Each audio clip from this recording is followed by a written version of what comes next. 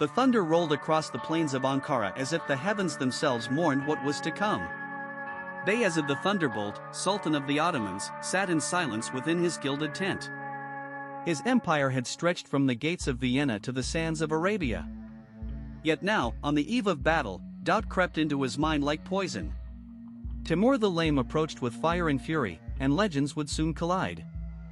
At dawn, the Sultan emerged clad in steel and wrath. His janissaries stood in perfect formation, their crescent blades catching the light. Bayezid raised his sword, and 10,000 voices roared as one. He had never known defeat. His empire had grown through conquest, his name sung from minarets to palace halls. But Timur's hordes were unlike any foe before. They came not just to fight, but to erase. From the eastern horizon came a tide of iron and flame. Timur's war elephants stomped the earth like gods descending. Camel riders soared above the chaos, arrows darkening the sky. Their banners were black, their drums a funeral march. Timur himself sat silent atop his horse, eyes fixed on the man who dared challenge his destiny. 2 empires. 1 battlefield. Only one would rise.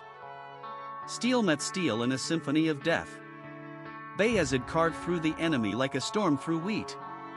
His blade drank deeply, his voice rose above the screams. He was no longer a ruler, but a force of nature. Yet for every man he struck down, 10 more took his place. The tide turned slowly, cruelly. His horse fell. He rose again. But the ground beneath him trembled with defeat. The great Sultan fell to his knees in the mud, his sword broken, his armor split. Timur's soldiers closed in like wolves. Bayezid fought on, even as chains touched his wrists. He who had commanded nations now begged for his life. Timur watched from afar, his face unmoved. Victory was sweet, but humiliation was eternal. The thunderbolt would thunder no more. In that moment, the world seemed to stop. Bayezid's eyes burned with fury and shame. He had conquered lands beyond measure, yet now he was nothing but a man in chains. His beard, once trimmed with royal precision, was matted with dirt and blood. His lips moved in silent prayer. Not for mercy, but for vengeance. The empire would remember this day. It had to. Timur stepped down from his saddle, his movements deliberate, almost ceremonial. He looked upon the broken sultan with eyes that held no pity. Bayezid's pride was a fortress, and Timur had razed it to the ground. The conqueror of conquerors knelt beside his prize. Not to speak, but to stare. In that gaze lay the weight of empires crushed beneath ambition. They brought him a throne of gold, but it was a cage. Ornate bars enclosed him like a beast in a royal menagerie. The golden chains gleamed under the sun, a mockery of his former glory. Timur's courtiers gathered, their laughter sharp as daggers. They bowed not in respect, but in ridicule. Bayezid sat still, his eyes hollow, his soul screaming in silence. The throne was his prison. Behind his eyes, the empire burned. His sons tore at each other like wolves. His people wept in the streets, calling his name. The mosques fell silent, the markets emptied. He saw it all in flashes, like ghosts whispering of what was lost. The cage was not just of gold, but of memory. Each laugh outside was a nail in the coffin of his legacy. He had built an empire, only to watch it shatter in his hands. His fingers wrapped around the bars, knuckles white with desperation. The gold was cold, like the silence that now filled his heart. He whispered a prayer, not for himself, but for the empire he had forged. Let it not die with him. Let his sons remember. Let the world know that Bayezid the Thunderbolt once ruled the dawn. But the wind carried his words away, and only echoes remained. His breath came in shallow bursts, each one a reminder of his failing strength. The empire that once bowed to his will now slipped through his fingers like sand. He could hear the drums of war in the distance, his sons marching toward a battle that would destroy everything he built. His lips moved in silent command, but no voice came forth. Only the echo of what once was. The courtiers feasted on his suffering, their silks rustling like vultures' wings. They toasted to the future, blind to the storm gathering beyond the walls. Timur watched them, his jaw clenched, knowing they would all bend the knee soon enough to whichever son claimed victory. The throne room, once his domain, now felt like a tomb. He was a ghost among the living. The messenger stumbled in, his boots echoing against the marble. He bore news written in blood, a scroll that sealed the fate of cities. Timur's gaze fell upon him like thunder, and the man dropped to his knees. The wax broke, the paper unfurled, and with it, the last thread of hope. The eastern provinces had fallen. His grandson's army lay in ruins. Behind his eyes, flames consumed the minarets of Samarkand. The people ran, their cries swallowed by smoke and ash. He had built that city with his own hands, stone by stone, dream by dream. Now it crumbled under the weight of betrayal. His sons had turned their swords on each other, and the empire cracked like glass. He howled, a sound lost beneath the courtiers' laughter. The goblet flew from his grip, shattering against the stone. Wine pooled like spilled blood, and the room fell silent. The courtiers stared, their masks of amusement slipping. Timur's fury was a storm, wild and untamed, and even caged, it terrified them. He was no longer their king, but he was still their god of war. And gods, even broken ones, demanded respect. The raven watched him with knowing eyes, a shadow from the lands he once conquered. It did not mock, did not laugh. It simply waited, patient as death. Timur met its gaze, and in that moment, he knew. The bird was not a messenger, but a harbinger. It had come not for him, but for the empire. The end was near. Beyond the gates, the world burned. Armies clashed beneath torn banners, and villages turned to ash. Timur saw it all from his golden prison, a king without a kingdom. His heart beat with the drums of war, but his hands were bound. He had conquered nations, but could not save his own blood. The empire he forged would not survive him. The boy stood still, his small hands trembling. He was the son of a son, the last thread of Timur's bloodline untouched by war. Timur looked into his eyes and saw himself, long ago, fearless and full of fire. The boy whispered a question, but Timur had no answer. Only silence. Only failure. The child turned and walked away, his footsteps echoing like a funeral march. His reflection splintered in the gleaming metal, 1,000 broken versions of himself. Some were young, others old, some triumphant, others broken.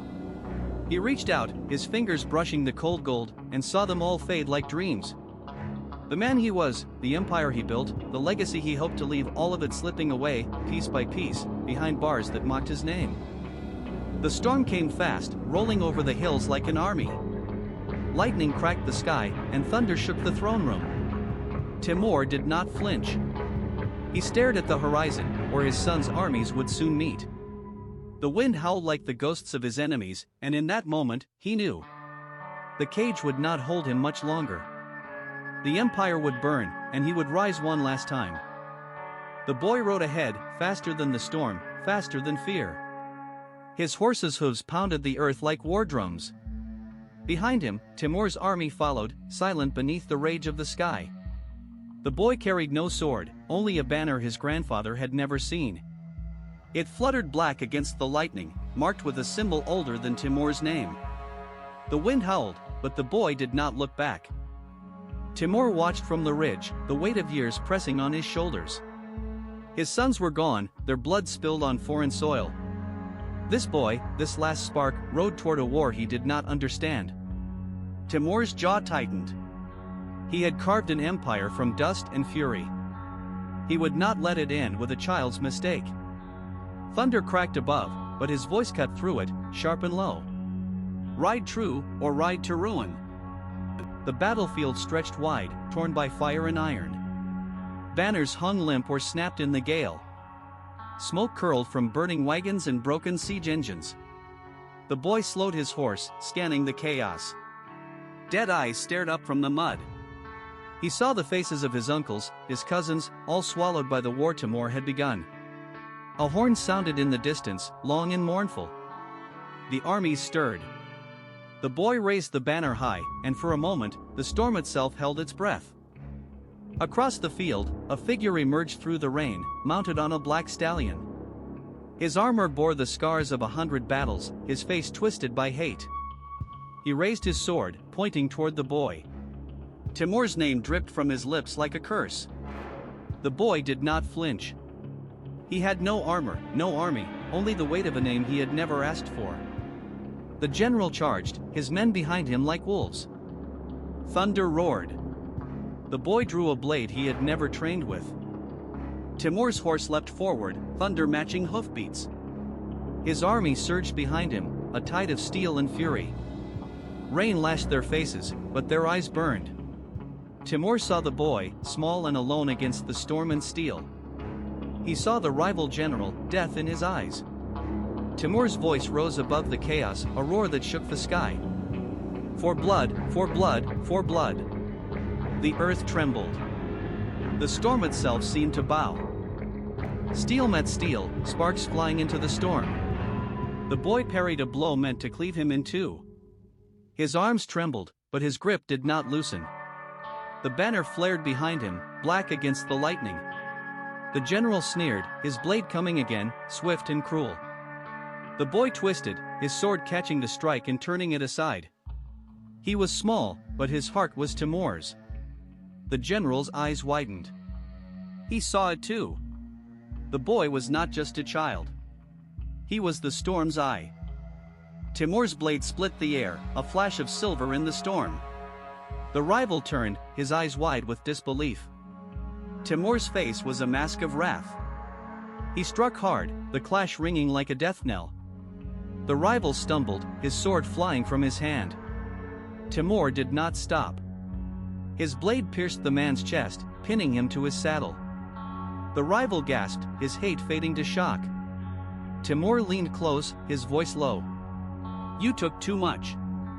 The armies crashed together behind them, the earth shaking. The boy stood untouched, the banner still high. Around him, soldiers stopped fighting. They saw the black cloth, the ancient mark, and knew. The bloodline lived. A cheer rose from Timur's men, raw and fierce. Enemies faltered. The boy looked out over the field, his chest rising and falling. He was no longer alone. The storm began to fade, the clouds parting. Light touched his face. He was no longer a child. He was a name. He was a war. He was Timur's son. Timur stepped down from his horse, his boots heavy with mud and blood. His men parted before him, silent. He walked to the boy, who stood still, eyes wide. Timur looked at him, long and hard. The boy's hands shook, but he did not drop the banner. Timur reached out, placing a hand on his shoulder. His voice was quiet, but it carried.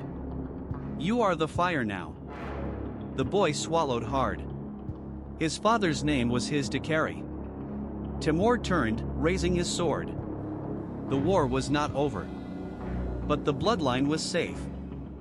The armies moved as one, the boy at their head. The banner flew high, torn but unbroken.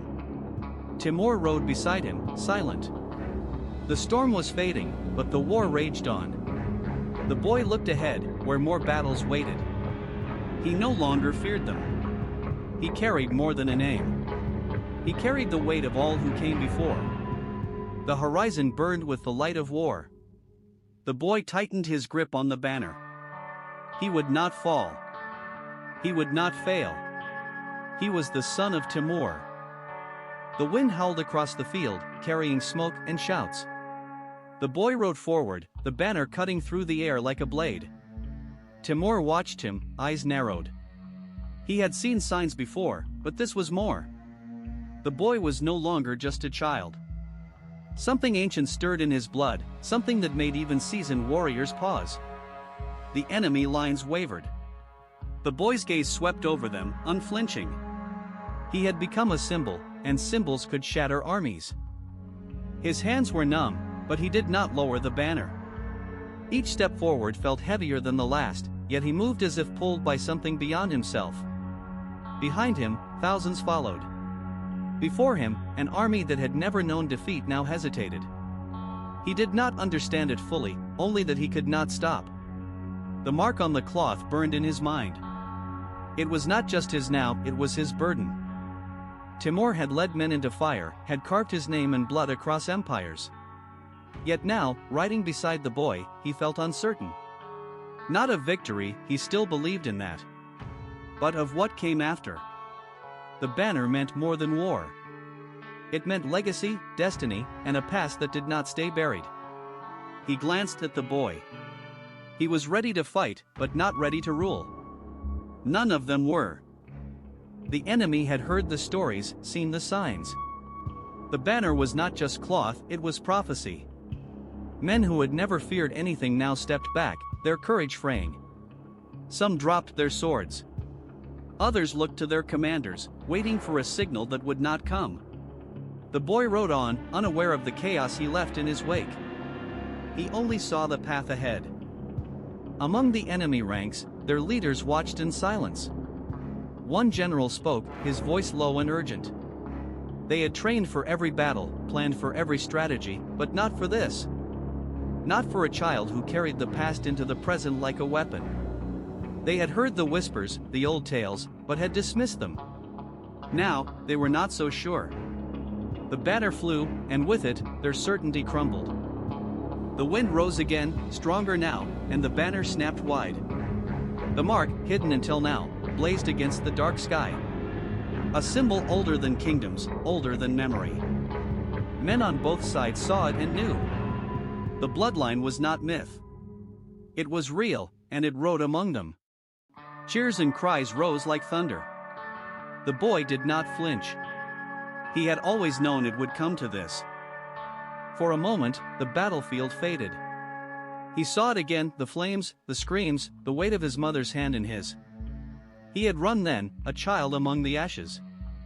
Now, he carried more than memory. He carried vengeance, legacy, and a future he had not chosen. The wind touched his face, and he opened his eyes. The past was gone. Only the war remained. Timur leaned close, his voice cutting through the storm. He spoke not of glory or conquest, but of weight. Of what it meant to carry a name that others would fear or worship. The boy listened, his jaw tight. He had no choice in this, but he would not run again. Not from fire, not from fate. Timur nodded, satisfied. The boy was ready. The war would see. The armies surged together like tides meeting stone. The boy rode between them, unmoving, the banner above him a beacon in the storm. Men charged, shouted, died. But he did not look away. He had become more than flesh, more than fear. He was the mark made real, and the world would bend around him. Whether as savior or destroyer, he did not yet know. Through the clash of steel and thunder of hooves, one rider broke free. His eyes were wild, his sword gleaming. He saw only the boy, the banner, the end of everything. The crowd parted as if sensing fate. Timur moved to intercept, but the boy raised a hand. He would face this himself. The rider came closer, faster, death in his eyes. The boy did not blink. He was no longer afraid. The blade came down, swift and sure, aimed not at flesh but legacy. The boy did not flinch. He let the weight of all he carried lift him steady in the saddle. Steel met steel, and the strike rang out like a bell across the field. The rider stumbled, his fury broken. Timur stepped forward, silent, and took the man's sword without a word. The storm began to fade, its fury spent. Around them, the cries of war softened into murmurs, then silence. Men looked on, no longer seeing an enemy but something else. The banner still flew, no longer a mark to be claimed, but a sign that some burdens, once taken, could never be given back. He had never asked for this. Not the name, not the fight, not the weight of those who would follow. But the world had asked him to hold it all the same. And now, as the clouds parted and light touched the field, he knew what came next. Not victory, not peace, but the long walk forward, with the banner still above him. The dead were carried home. The wounded were seen. The boy watched it all, his hands steady on the reins, his back straight. He had not ended the war. He had become the reason men might stop fighting. Not through strength, but through what he had chosen to bear. And in that choice, something quieter than peace began to stir. They rode on, not toward a throne or a crown, but away from the noise and into the quiet. The banner followed, no longer a call to battle, but a promise that some names are not meant to rule, but to remind. And as the land stretched out before them, healing in the light, the boy finally understood what it meant to be a mark worth carrying.